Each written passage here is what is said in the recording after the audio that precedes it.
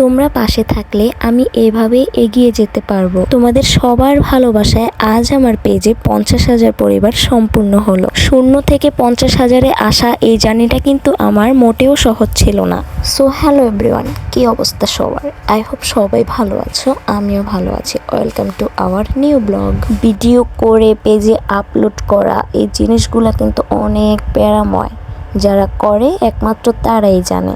So এইখানে আমি রান্না করতেছি কাচ্চি, যার কারণে আগে আমি মাটনটাকে ভালো মতো করে কষিয়ে নিচ্ছি। আজ কিন্তু আমি নিজ হাতে কাচ্চি রান্না করছি। আমি আগে আর কোনোদিন নিজ হাতে কাচ্চি রান্না করি নাই, দেন এই কারণে একটু ভয় ভয় লাগতেছিল। যারা আমাকে ভিডিও করা নিয়ে সাপোর্ট করছে তাদের কথা না বললে নাই হয়। আমার হাজবেন্ড অল টাইম আমার পাশে ছিল, এখনো আছে। আমার মা ভিডিও করতে গেলে উনি ব্যস্ত হয়ে পড়ে, আজকে এটা পর ওইটা পর, এভাবে সাজ।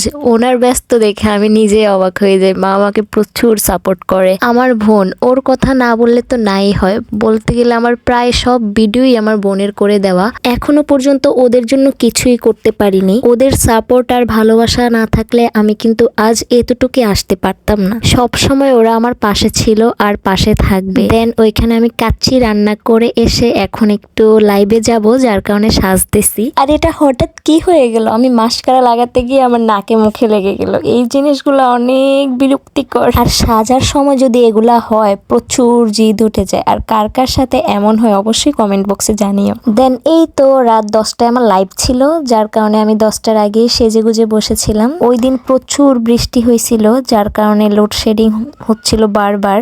আর এখানে তোমাদের দাদাভাই আমাকে ভিডিও করে দিচ্ছিল। আর কেকটা এনে ওই আমাকে সারপ্রাইজ দেয়, আমি কিন্তু জানতামই না একদমই। এই ছোট ছোট মুহূর্তগুলো তোমাদের কাছে শেয়ার করতে আমার অনেক ভালোই লাগে। কেউ আমার পাশে থাকুক আর না থাকুক, আমার হাজবেন্ড আমার পাশে থাকলেই চলবে। আমার মুখে হাসি ফোটানোর জন্য তার কত চেষ্টা, তার এই ছোট ছোট দায়িত্ব, যত্ন আর ভালোবাসাগুলোই অনেক ভালো লাগে। এই তো এখন আমরা দুজনেই রেডি হচ্ছিলাম।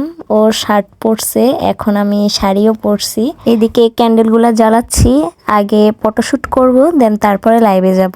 আমার হাজবেন্ড আমার ভিডিও করে দিচ্ছিল আর ফটোশুটও করে দিচ্ছিল।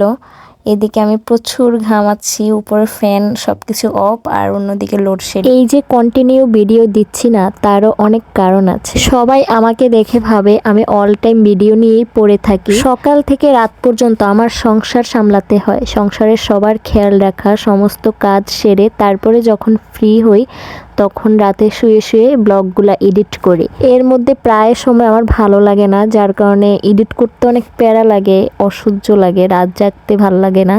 যার কারণে অনেক ব্লগগুলা এমনিতেই পড়ে থাকে, এডিটও করি না আর পেজে আপলোডও করা হয় না। আশা করি সামনে তোমাদের থেকে আরো বেশি সাপোর্ট পাবো। তোমাদের সাপোর্ট পেলে তখনই ভিডিও করতে ভালো লাগে, আপলোড করতেও ভালো লাগে। আর সবাইকে অনেক অনেক ধন্যবাদ আমাকে এত এত সাপোর্ট করার জন্য, ভালোবাসার জন্য।